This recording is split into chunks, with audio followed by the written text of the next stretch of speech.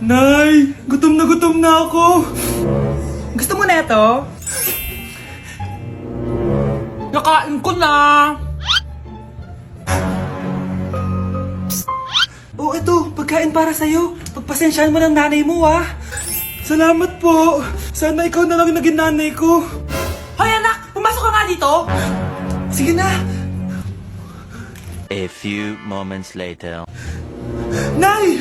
Hindi ko yung tunay kong nanay! Ha? Anong pinagsasabi mo? Bakit hindi nakalagay dito yung pangalan mo? Sinungaling ang papel na yan! Alam mo nga ako yung tunay mong nanay! Itapon mo na nga yan!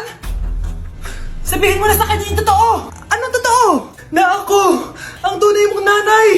Ikaw yung tunay kong nanay? Nagpapatawa ka ba? Eh sa akin lumabas yan eh! Ano ba talaga? Magpa-DNA test na lang tayo! Malalaman ko na kung sino totoong nanay. Ang tunay mong nanay ay... siya! Siya yung nanay ko? Hindi pwede to! Ayoko! O di ba? Tama ako? Ikaw na lang nanay ko! Ampunin mo na ako! Huwag ka na makulit! Palayasin mo na yan! Ayaw kita maging nanay! Ang sama ng ugali mo! Hi mga anak! May dala ko mga pagkain! Wow naman ma! Pengi po! Ops! Di ka kasali dito! Sa mga kapatid mo lang to, laki-laki mo na. Ah, sige po ma. Oh, ilalagay ko na to dito ah. Aakit na ako. 1 hour later. Ano ba yan? Ba't lang naman yung ref namin? Gutom na ako. Grabe, wala bang pwedeng makain dito? Wow, ang daming pagkain! Wala ba si Mama? Clear. Isa lang naman eh. Yes.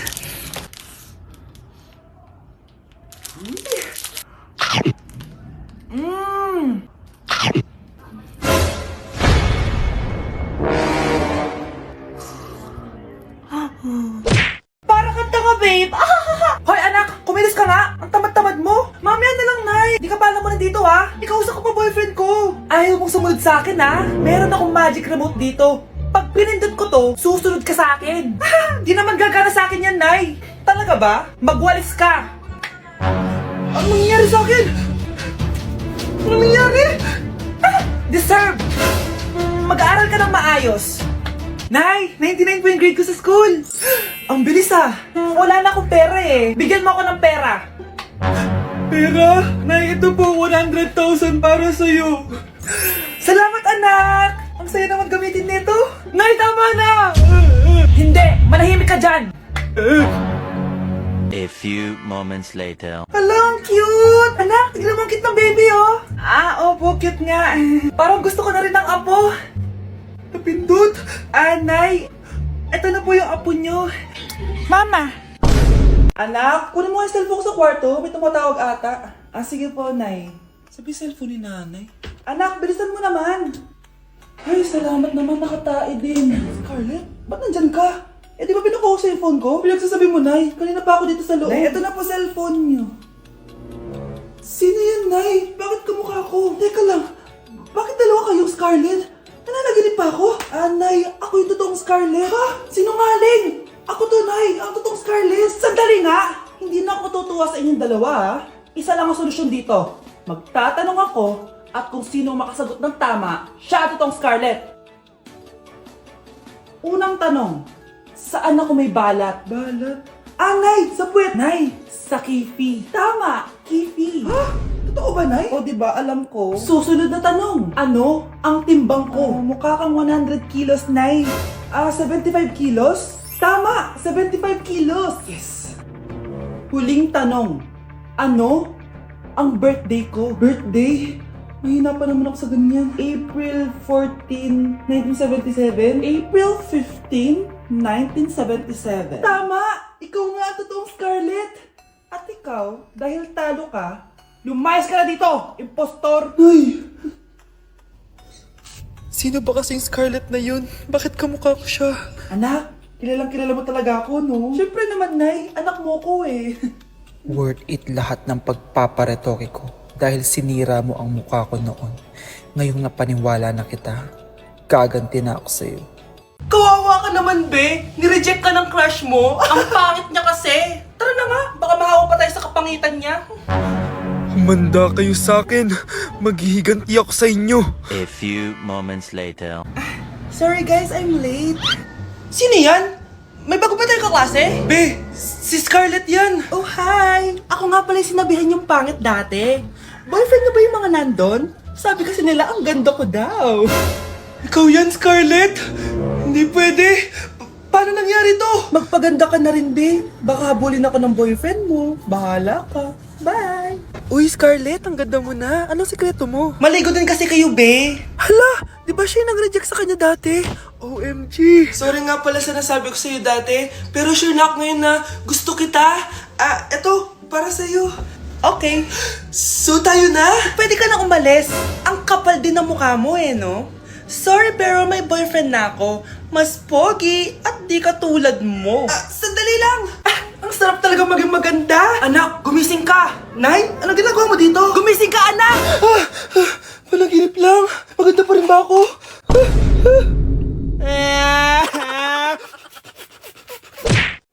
Ikaw, Miguel, ayaw na kita lumalabas ng bahay. Naiintindihan? Ano? At pwede ba? Huwag ka nasasama dun sa kaibigan mo hampas lupa na yon.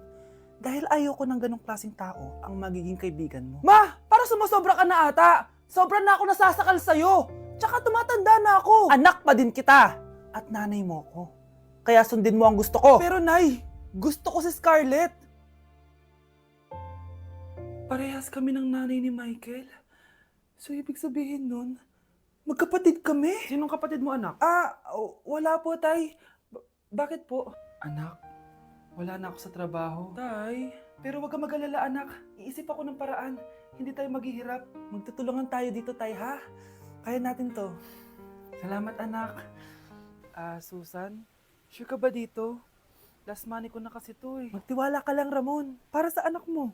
O, ito na mga pinagawa mo, ha? Magbenta na tayo. Tara na. Sige, tara. Scarlett, ayaw sa'yo ng nanay ko. Ayaw niya akong magpagkaibigan sa'yo. Pero hindi niya ako mapipigilan.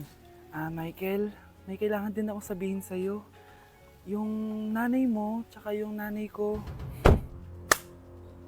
Kailan ka pa natutong hindi sumunod sa akin, Michael, ha? Ma, dahil ba sa babaeng to? Please, tama na! Ayaw mo talaga makinig sa akin? Pwes, ipapadala na kita sa US at doon ka na mag-aaral. Michael. Si Mr. Alarcon lang ang nakakuha ng 98 sa exam. Oh, ano kayo yan? Mga bobo. Tapos kayong lahat perfect kayo. Yan, ang yabang kasi. Buti nga sa kanya. Mr. Alarcon, bakit may bulak ka sa tenga? Kasi naman, ma'am, palagi niyo sinasabi sa akin na papasok dito tapos lalabas doon. Kaya hinarangan ko na. 'Di ba? Aminin niyo, ma'am, talino ko doon. Class, lagi niyong tatandaan na hindi pinaparusahan ng taong wala namang ginagawa. So, ma'am, di niyo po ako paparusahan? Bakit, Mr. Alarcon? Kasi di ko po ginawa yung assignment eh. Psst, tali natin yung bag niya. Bilis! A few moments later. Yes! Sino nagtal ng bag ko? Tubuan sana ng bake sa mukha yun. Ako na po, ma'am. Kuya, galingan mo ah. Nay, bakit po? Mga sinungaling kayo? Paano niyo nagawa sa akin to, ha? Nay, anong sinasabi mo? Hindi namin maintindihan. Ikaw, Scarlett, sabi mo doktor ka, di ba? Bakit katulong ang trabaho mo sa New York, ha? Nay. Ikaw, Brianna, teacher ka, di ba? Bakit nakita ka nilang nasa bar at sumasayaw-sayaw ka pa? Ikaw, Michael, akala ko may engineer na ako. Ngayon pala, nangi-scam ka lang na tao! Bakit niyo tinago sa akin to, ha? Nay, hindi kasi ako nakapasa bilang nurse sa New York. Sabi nila, mas magaling kasi talaga si Brianna compare sa akin. Kaya rumakit muna ako bilang katulong para makapag-aral ulit. Oo, Nay! Sumasayaw ako sa bar! Pero di ko binibenta ang katawan ko. Kailangan ko lang yung pera para makagraduate na ako bilang teacher. Ayoko na kasi manghingi sa'yo eh. Ang baba kasi ng sweldo ng engineer, Nay, kaya humanap ako ng paraan para kumita ng pera. Alam ko mali ang pagiging scammer pero yun ang bumuhay sa akin, Nay. Mga anak! Sana sinabi niyo sa akin! Pamilya tayo dito, diba? Magtutulungan tayo! Bakit tinago niyo sa akin? Natakot kasi kami, Nay, na baka ma-disappoint ka namin. Alam kasi namin yung paghihirap mo. Mapag-aral lang kami. Anak ko kayo! Gagawin ko lahat para sa inyo! Sa tingin nyo ba hindi ko kayo tatanggapin, ha? Kaya itigil nyo na yung mga ginagawa nyo. Lalo ka na, Miguel! Opo, Nay. Sama-sama tayong bumangon. Nay, sorry. Wow, ang sweet naman. Isa ka pa. Gusto mo talaga masira tong pamilya namin, no? Lumayas ka dito, pamilyang peke! Ano? Palibhasa, di ka mahal ng pamilya mo. Mga ate, kuya, proud pa rin kami sa inyo. Mga anak, simula ngayon, sama-sama na tayo, ha? Walang iwanan at walang magtatago, ha? Promise? Promise, Nay. Hindi na kami magtatago.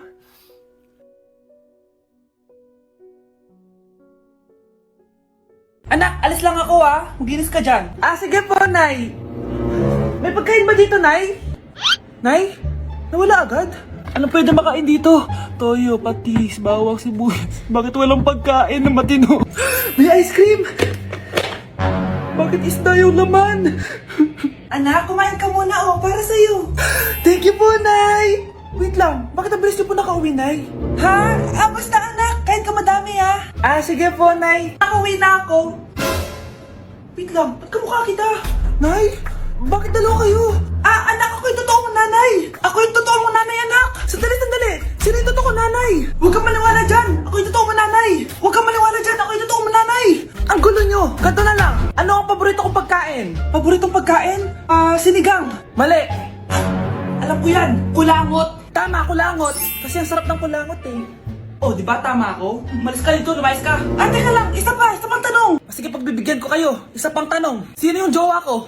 Jowa? Yung kapitbahay natin, si Ashley! Mali ka! Ha? Wala ka naman jowa eh! Tama ka! Huwag ka maniwala dyan, anak! Ako yung totoo mong nanay! Sino sa inyo yung totoo nanay? Anak, ako talaga totoo mong nanay! Sinungaling ka! Ako, kapag may utang kay mama. Anak, yung utang mo kukunin ko na. Hala ma, wala pa po akong pera! Ha? Diyos kong bata, kasama mo na naman dinala yung mga pera mo? Anong kala mo sa akin? Nagtatain ng pera? Ay, di bale anak, ibabawas ko na lang yung sa baon mo next week. Si mama, kapag may utang sa akin, Nay, kukunin ko na po yung inutang niyo sa akin. Ha, ano yun anak? Yung utang po, Nay. Ano yun? Hindi kita marinig eh. Yung utang niyo po, Nay. Yung utang. Lakas ng loob mo maningil sa akin, ha? Sige, bayaran mo muna yung mga kinakain mo dito sa bahay. Pati yung mga damit mo at saka yung cellphone mo yan. Sige, bayaran mo muna sa akin. Kapag nabayad mo yan, sige, babayaran ko na sa yung utang mo. Sabi ko nga, ma, di ko na po kukunin. Wala nak babayaran. Sige, nak.